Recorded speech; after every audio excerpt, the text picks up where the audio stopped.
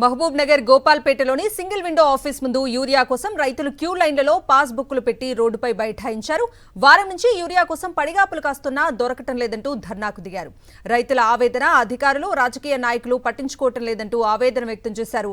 వరి నాటి నెల రోజులు అవుతున్నా యూరియా లేక పంట సకాలంలో చేతికి రావటం లేదని వాపోయారు రైతులు.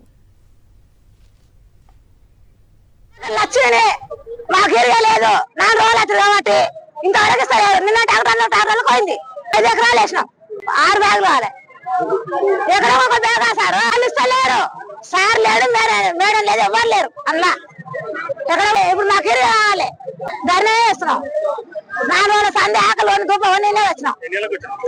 4 గంటలకు రాత్రి 4 గంటలకు మాకు ఎరువు లేదు. 4 రోజులు అవుతుంది కాబట్టి ఇంతవరకు ఇస్తలేరు. నిన్న టాక్టర్లు పోయింది. 5 ఎకరాలు వేసినాం, 6 బ్యాగులు కావాలి. ఎక్కడ ఒక బ్యాగ్ సార్ వాళ్ళు ఇస్తలేరు. సార్ లేడు, మేడం లేదు, ఎవరు లేరు అన్న.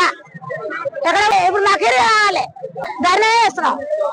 4 రోజుల సంధి ఆకలి దుబ్బ నేనే వచ్చినాం.